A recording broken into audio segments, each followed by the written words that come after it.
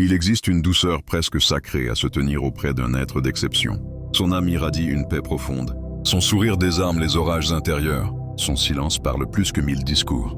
Il porte en lui une empathie naturelle, un amour inaltérable et une générosité qui ne connaît aucune frontière. Il entre dans votre existence comme une brise tiède au cœur de l'été, vous enveloppant de sécurité, de chaleur et de cette sensation rare d'être enfin véritablement vu. Mais voilà ce que beaucoup, dans leur aveuglement, oublient. Même la mer la plus paisible peut devenir un cataclysme, si l'on remue trop longtemps ses abysses. Les élus ne sont pas seulement lumineux, ils sont divinement blindés. Leur bienveillance n'est pas naïveté, c'est une discipline de fer. Leur patience n'est pas faiblesse, c'est une puissance contenue. Et quand on les trahit, quand on les pousse, jusqu'à l'extrême limite où qu'on menace leur essence spirituelle, quelque chose d'antique et de sacré se réveille en eux. Une tempête primordiale, un brasier céleste, un rugissement qui fait trembler les fondations même de l'illusion. Aujourd'hui, nous plongeons au cœur des 8 raisons profondes qui font des élus les âmes les plus tendres, que vous croiserez jamais, mais aussi les plus redoutables lorsqu'on ose les provoquer. Si ce message vous atteint à l'instant précis où votre âme en avait besoin, ce n'est pas un hasard, c'est une synchronicité divine. Vous étiez destiné à l'entendre maintenant.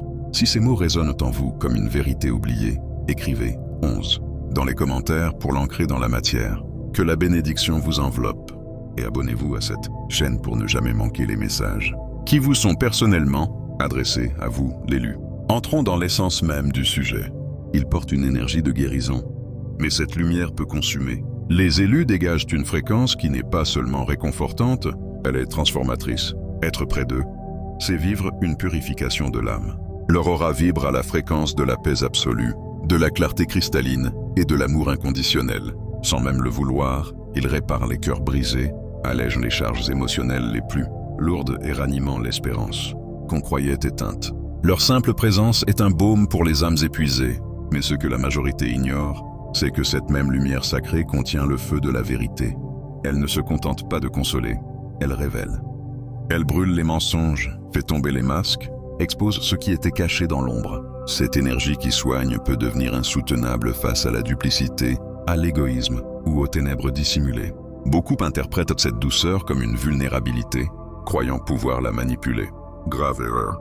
Car lorsque cette lumière se retourne contre ce qui est faux, plus rien d'illusoire ne résiste à son éclat. Leur patience n'est pas infinie, elle est stratégique. La patience des élus est l'un de leurs attributs les plus mal compris. Ce n'est ni résignation ni lâcheté, c'est une maîtrise spirituelle. Ils observent, ils attendent, ils offrent à l'autre le temps de se révéler, de se corriger, de choisir l'intégrité. Même conscients d'une trahison flagrante, ils peuvent y rester muets, non par peur, mais par grandeur d'âme. Ils laissent la porte de la rédemption ouverte, car ils savent que le temps divin est sacré. Mais ce silence n'est pas éternel. Quand le vent tourne, quand leur immobilité se mue en orage contenu, c'est que la période de grâce touche à sa fin. L'élu ne gaspille jamais son énergie à démontrer quoi que ce soit. Quand il s'éloigne ou quand il parle enfin, ce n'est pas une réaction, c'est un décret céleste. Il vous a donné tout le temps du monde pour cesser de jouer avec le feu, avant que celui-ci ne dévore tout ce que vous croyez dominer. Quand il craque, ce n'est pas de la colère, c'est un jugement céleste. Les élus ne s'emportent pas pour des broutilles, ils sont ancrés, sages, alignés.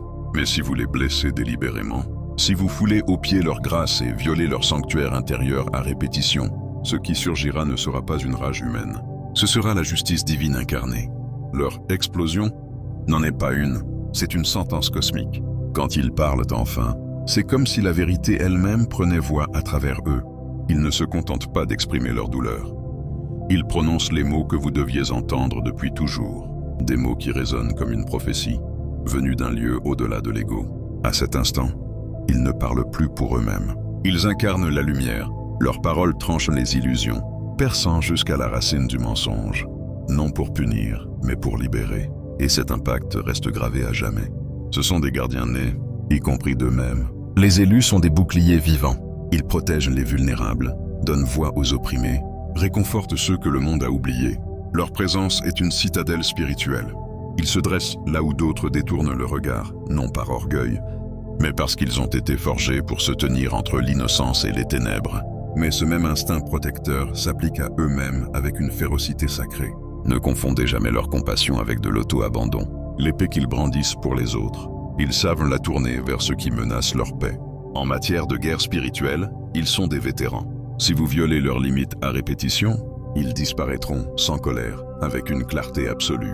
Couper les liens n'est pas vengeance, c'est hygiène énergétique. Leur rage n'est pas bruyante, elle est dévastatrice. Un élu ne s'épuise pas en disputes inutiles.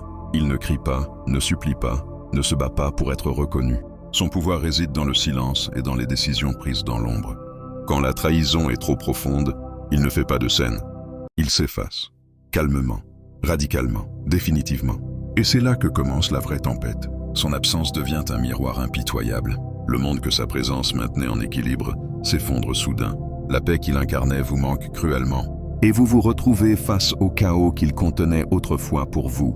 Son silence tonne plus fort que n'importe quel cri. Son retrait n'est pas une punition. C'est la vie elle-même qui vous montre le prix de ce que vous avez perdu. Leur intuition est une arme guidée par le ciel. Les élus ne sont pas simplement intuitifs, ils sont connectés. Ils voient au-delà des masques, perçoivent les courants énergétiques que les autres dissimulent. On ne ment pas à quelqu'un qui a été trempé dans le feu divin. Ils lisent les âmes comme d'autres lisent un livre ouvert. Ils connaissent vos motivations secrètes, vos blessures non cicatrisées, vos arrogances nées de la peur. Et s'ils sont défiés, ils ne combattent pas avec des poings ou des insultes. Ils combattent avec la vérité nue. Quelques mots, prononcés calmement, suffisent à mettre à nu ce que vous cachiez même à vous-même. C'est pourquoi les âmes toxiques les fuient.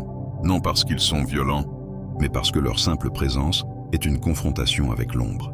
La vérité est leur lame, et ils la manient avec une précision divine.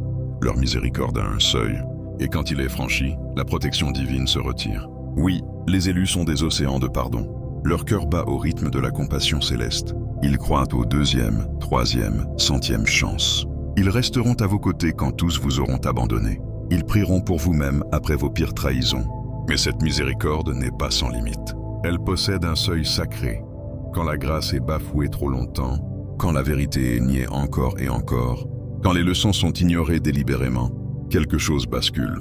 Celui qui intercédait pour vous devant le ciel lâche prise, non par rancune, mais par alignement. La couverture spirituelle qu'il maintenait au-dessus de vous est retirée. Et soudain, vous n'êtes plus protégé des conséquences de vos actes. La justice divine prend le relais. Et c'est à cet instant que beaucoup réalisent, trop tard, qu'ils n'avaient pas affaire à une simple personne, mais à un envoyé du Très-Haut. Leur énergie transforme l'atmosphère, pour le meilleur ou pour le pire. Un élu n'entre pas dans une pièce, il la transfigure. Sa présence est une force palpable. On ne sait pas toujours pourquoi on se sent soudain apaisé, compris, élevé, mais c'est parce que son énergie porte la signature du divin. Il ramène l'ordre dans le chaos, la paix dans la tension, la lumière dans la confusion. Mais cette même énergie, lorsqu'elle est perturbée, produit l'effet inverse. Profaner leur paix, et l'atmosphère entière bascule. La tension monte, l'air devient lourd, les gens se sentent inexplicablement mal à l'aise. Ce n'est pas un hasard, c'est une réaction spirituelle. Leur fréquence est si pure que toute dissonance crée des ondes de choc. Quand ils sont en paix, ils bénissent l'espace. Quand ils sont troublés, l'espace entier le ressent. Même leur silence parle plus fort que la parole. À vous qui avez un élu dans votre vie, honorez-le. Vous n'êtes pas face à une personne ordinaire. Vous êtes face à un dessein. Ne prenez pas sa douceur pour de la faiblesse. Ne confondez pas son silence avec de l'ignorance. Ne mettez jamais à l'épreuve la patience de celui qui peut, d'une seule prière, invoquer le feu sacré. Et à vous, élus bien-aimés, rappelez-vous toujours ceci. Votre bonté n'est pas une faille. Votre grâce n'est pas de la naïveté. Vous êtes d'une puissance infinie. Et votre retenue est la plus haute forme de sagesse. Ici, alchimie de la conscience. Si ce message vous a trouvé pile au moment où votre âme en avait besoin, écrivez « Insonge » dans les commentaires pour activer les bénédictions et sceller l'alignement. Que la lumière vous garde. Paix profonde.